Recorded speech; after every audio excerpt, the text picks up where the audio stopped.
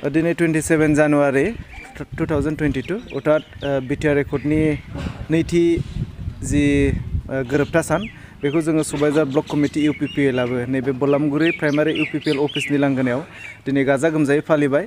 जोङो बेयाव गोबां एन्टारटेनमेन्ट माखासे स्पर्ट्सबो लाबाय, बेजों लोगोसे माखासे डिसकाशन लादों जोङो बिटिआर एकर्डआ बेसेबां इमप्लिमेन्ट जाखो आरो बिटिआर एकर्डनि मा दफाया बेसेबां इमप्लिमेन्टेड जानो थाखाय बेसेबां आवगायनानै दङ नैबेनि सायाव दिनै जों गोबां सावरायबाय आरो बिदिनो जोङो गोबां जोंनि गभर्नमेन्टआ नैबे दिनैसिमाव मा मावबोखो आरो मा जिनेखि मिशनफोर फोसावबोखो आरो मा साक्सेस जाबोखो बेखौ जोङो बेयाव दिनै सावरायदों। गोबां जोंनि प्राइमारिफोरनिफ्राय जोङो कभिड प्रट'कलनि थाखाय लिंहरनो हायाखैब्लाबो जोङो एसे 10 जन बेबायदि लिंहरदों। दिनै जोङो बेयाव मोर देन 200 बेबायदि गेदारिं जाबाय।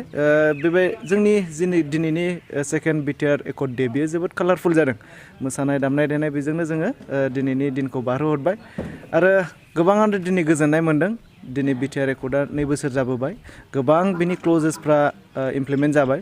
गोबां मानसिफ्रा बेखौ बावबायमोन, क्लजेसफ्राव मा लिरनाय दं मा लिरनाय गैया बेखौ गोबाङानो बावलांबायमोन। नाथाय दिनै बेखौनो फिन जोङो मोनसे रिपिट गोसोखांहोफिनदों। बेयाव लिरनायफ्रा मा इमप्लिमेन्ट जाखो आरो जायाखैब्ला बेनि थाखाय इउ.प.एलआ मा मावनो लादों आरो बेजों लोगोसे बे एकर्डखौ साइन खालामनाय जोंनि एबसु एन.ड.बिफोर बिथांमोना बेसेबां बेजों मावफुंनो हानायाव माबायदि बिथांमोननि बिहोमा बेखौबो जोङो दिनै बेयाव सावरायलायदों। बेनिखायनो बे एकर्डखौ खालामनानै होफैनाय जोंनि मोनफ्रोमबो बर' हारिनि संगठनफोर बिथांनिसिमबो दिनै जोङो गोसोखांनानै साबायखर बावबाय आरो फैबाय थानाय समाव बे बिटिआर एकर्डनि दारैनो जोंनि बर' हारिया मोनसे गाबथानो हानाय बेबायदि मोनसे थासारि फैदों आरो बे एकर्डनि दारैनो गोबां इमप्लिमेन्ट जाखांनायनि उनाव कमप्लिट इमप्लिमेन्ट जानायनि उनाव बेजोंनो मोनसे जोंनि आलादा रायजोआबो सोरजिजाहैगोन जोङो बेखौ मिन्थिनो हादों आरो हमदांनो हायो। सिगांनि समाव नैबे समसिमाव जोङो नुदों बिटिआर एकर्ड जानायनि 2 बोसोर जानायसिमाव जोंनि जोहोलाव लाइमोनफ्रा गोबाङानो मोनसे सेफटियाव दङ, सेफटि एन्ड सिकिउरिटि बेयाव दङ। सिगां बे बिटिआर एकर्ड खालामनायनि सिगां जोंनि लाइमोनफ्रा सप्तासेयावनो 3, सप्तासेयावनो 4 बेबायदि पुलिस मिलिटारिजों गावथारजायोमोन। गोबांनि न'खराव दुखु दङमोन, गोबांनि न'खराव आर्मि पुलिसफ्रा अयथासार खालामोमोन। दिनै एकर्ड जाखांनाय लोगो लोगोनो बिराद सान्थि मोनसे परिबेस जाबाय।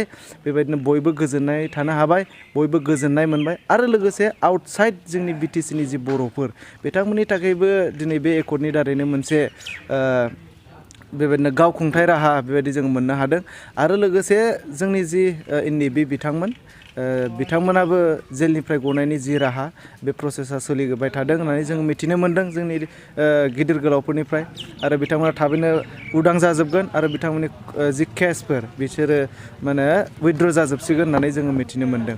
लोगोसे जोंनि सनितपुर आरो जि बिश्वनाथ जिल्ला बेबो थाबैनो जोंनि बिटिआरआव सोसन जासिगोन जोङो बेखौ मिथिनो मोन्दों। लोगोसे एबसुआबो मोनसे राव होदों उइदिन 3 मान्थ्स जुदि मोनसे पजिटिभ रिजाल्ट मोनाब्ला बिथांमोनाबो आवाज होगोन होननानै।